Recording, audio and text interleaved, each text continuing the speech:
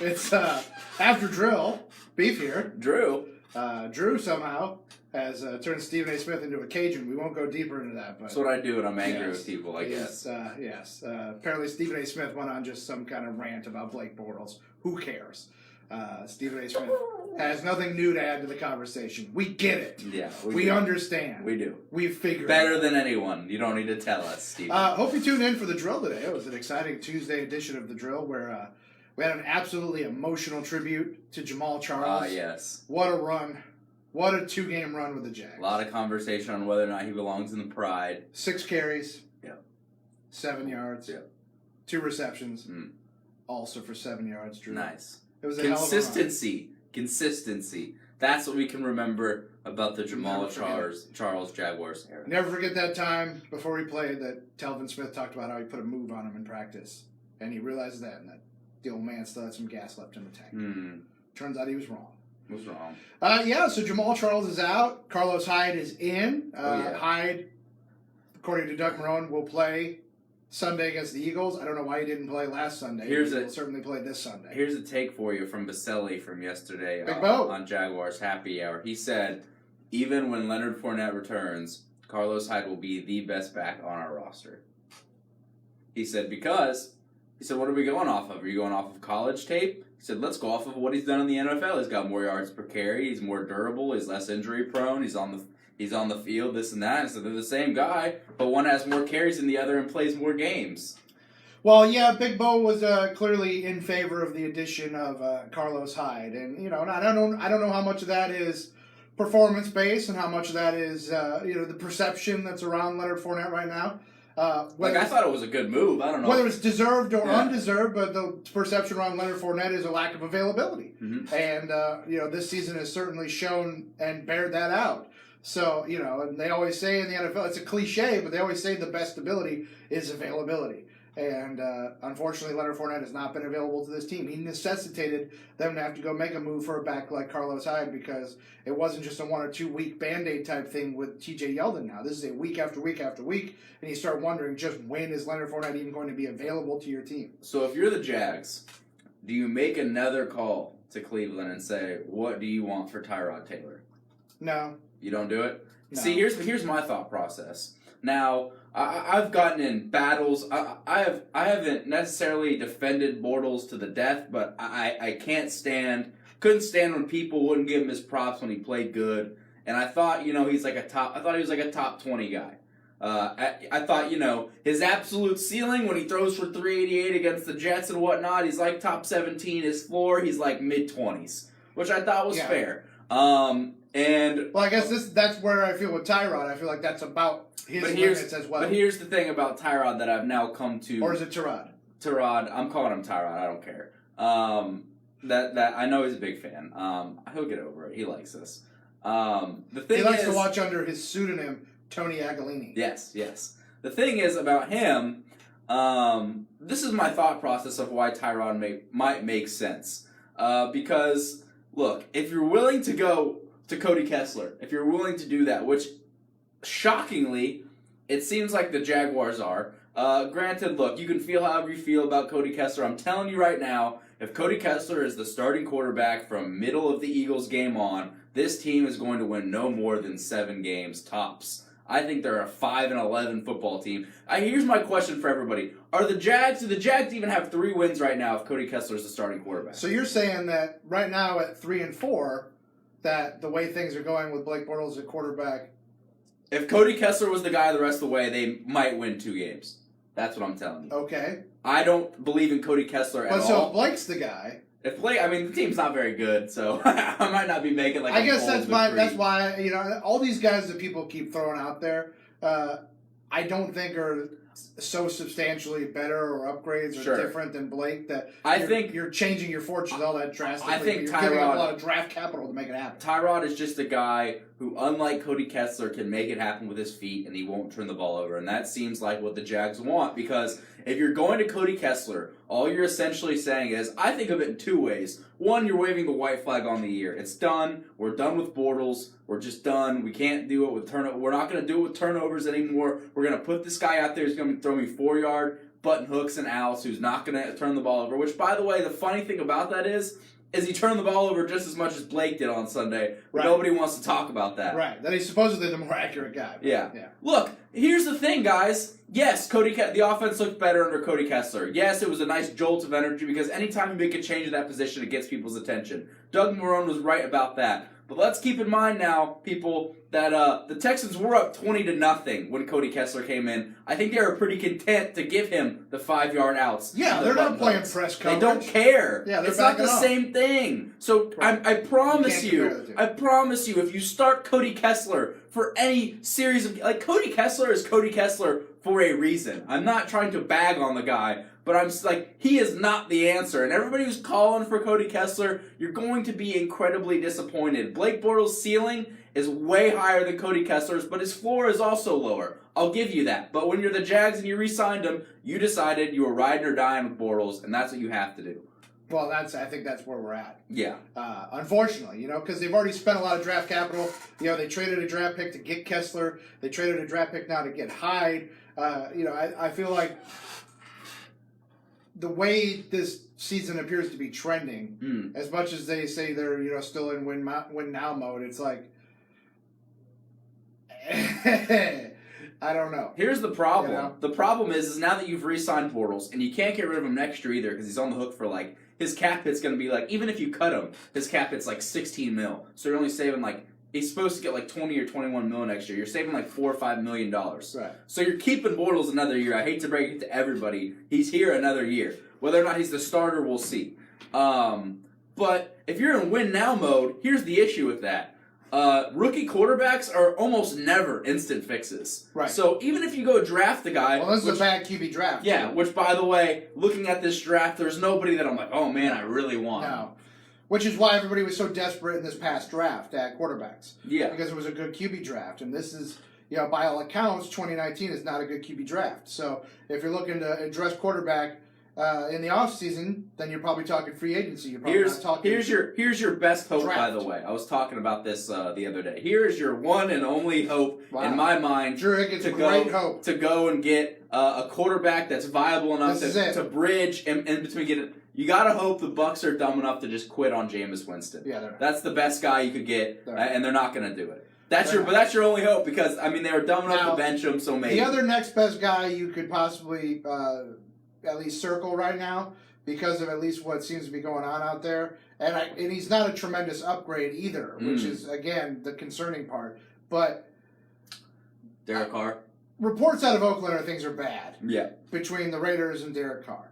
Now, Derek Carr signed a 5-year, $125 million 2 years ago. That's why it won't be him. They can drop him, though, after this season. Sure. There's a buyout, and he becomes available. If they don't, then he's on the hook for another 4 years and at about 19 and change a season, which in this market is a pretty competitive QB salary, which would still make him tradable. But if they decide to move in a new direction, then he would become a free agent. And at that point, maybe that's the guy you would target. But again, Derek Carr, look at the stats. Derek Carr's stats are not that dissimilar from Blake Bortles' stats this year. Outside of that monster year he had when the Raiders went to the playoffs and Jack Del Rio looked like a big hero out there in Oakland and they were on this resurgence, he's been a mediocre quarterback, just middle of the road. Like Bortles, there's no doubt about it. He's played like crap the last 3 weeks. He absolutely has to be better. He has to be. Yeah, he's been bad, man. But at the same time, when he's good, the difference is he doesn't look great when he's good. His throws are ugly and this. The guy gets no I've never seen a guy take a national beating. Like Blake Bortles is so similar to the bottom half of the quarterbacks in the NFL. It's not even funny. But people act like the guy. I saw a take yesterday from a guy who works for ESPN. I think it's Emmanuel Acho or whatever his name is. Come out and say that Blake Bortles would not start for any of the top 15 teams in college, which is the dumbest thing I have ever heard. That's stupid. It's like that take you heard for years, I'm pretty sure Alabama would beat the Browns. Yeah. No, the Browns would beat the ever-living crap out of Alabama because they're professional. Blake Bortles was a 3rd overall pick in the draft. Are any of those guys 3rd overall picks this year? Yeah, that's a bad take. That's like saying I wouldn't take Tim Tebow as my college quarterback because he sucked in the NFL. Right, that's bad. Stupid. It's a bad take, and ESPN's littered with bad take artists, so it doesn't surprise. And by the way, for the record, I'm over Bortles as well. Like, I'm not sitting here defending Bortles. Well, that's most people. Right? He's not the guy of the future. I have no problem. I haven't heard a lot from the Bortles stands this week. No, been silenced by the performance. And look, it's a performance business, and Blake has been bad the last few weeks, but he's still probably a better option than Cody Kessler. That's my argument. He's your only option. And that's why the question comes to what Drew said. I mean, do you address quarterback via the trade market? But that's over here in about a week. The trade deadline is coming. Yeah. We saw Amari Cooper was traded yesterday. The Broncos are apparently shopping Demaryius Thomas. Pat Peterson is asked out in Arizona, so the trade market's heating up. But, are the Jaguars inclined to get into it? I don't think so. After making the move for Carlos Hyde, I don't think they're looking to spend more capital in the trade market. I think this is your roster. I think they're going to ride or die with Blake in 2018, and then we'll see what happens. But, I agree. And I think... Which I don't necessarily agree with, but I think that's the way they're going to go, and you have to just accept that and deal with it. Yeah, I agree. And like I said, even if you went out and got Tyrod Taylor, it would have to be for a super low. Like, I'm not giving up a fourth for him. I don't know. He's really, because honest to God, he's just about the same thing as Blake, maybe a little faster, maybe a little less arm strength, but he won't turn the ball over. And that's where you get into it. I mean, how much improvement are you making by adding a guy? Outside of maybe the difference it would make for your defense, who clearly has sailed. Yeah, Blake. Sure. The ship has sailed. Yeah. So Jalen Ramsey, perceptionally, with your defense, does the intensity ratchet up a notch if you bring in another quarterback who they feel they can throw their weight behind? Sure. I don't know. That's all speculation. Jalen Ramsey even deleted the Instagram picture of him dapping up Bortles after the Patriots game. Like, he's done with him. He's done. Everybody, clearly that's a locker room that's got a lot of tumult right now. They're very divided, and that's not a good way to proceed with the rest of your season. It's not a good look. I will say this: as desperate as the divided fan locker base rooms don't win, as desperate as the fan base feels right now, I did make a Twitter poll yesterday just because of what the Raiders did with Amari Cooper and how they were able to get a first-round pick for him, which is nuts to me. But regardless, that's what they got.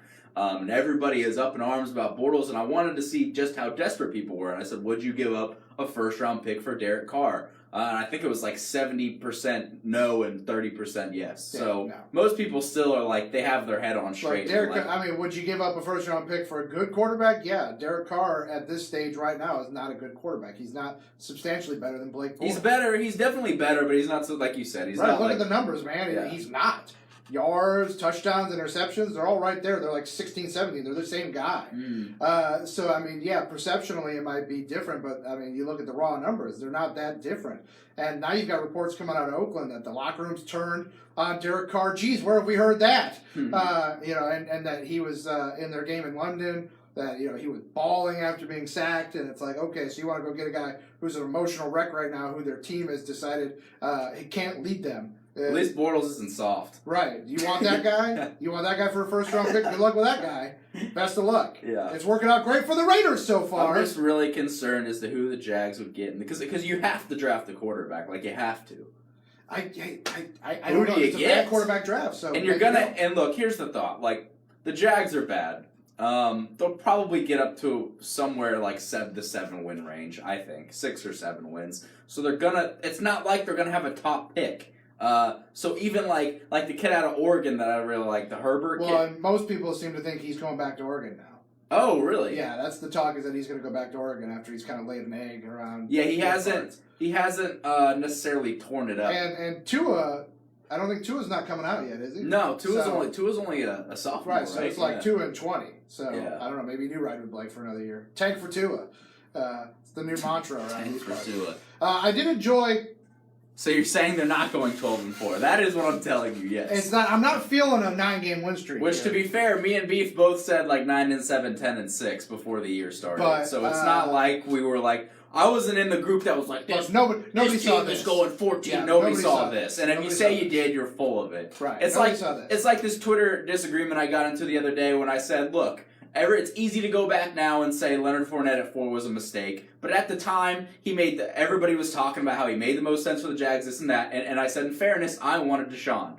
I was pissed when we took Leonard. I wanted Deshaun, but nowhere in my thought process was I taking Patrick Mahomes at 4. No, nobody was. And a couple people, a couple people can't said make that comparison because nobody was on Patrick Mahomes at 4. And I'm so sick and tired of people going back and saying, I can't believe the Jaguars passed up Patrick Mahomes at 4. We talked about and this. Took Leonard. It's easy to say that now. By the way, the Jags don't have Kelsey and Tyreek and we said that too. If Pat Mahomes is on this team right now, he's good. Not Patrick Mahomes. He's good, but he's not. He's not. He's not. He doesn't have 22 touchdowns. He doesn't have Andy Reid scheming crap up for him. You know, it's look. He's a nice player, and look, but you can't make that comparison because, like Drew said, nobody was on Patrick Mahomes at 4. Like we were surprised when the Chiefs traded up. The Chiefs came up to 10 to get him. Got him. Yeah. Nobody thought he was 10, let alone 4. Watson was the guy everybody was talking about with the Jags. Like I said, I will sit here and tell you right now that I wanted Watson bad, and Watson hasn't been all that great this year. No, he really hasn't. So I mean,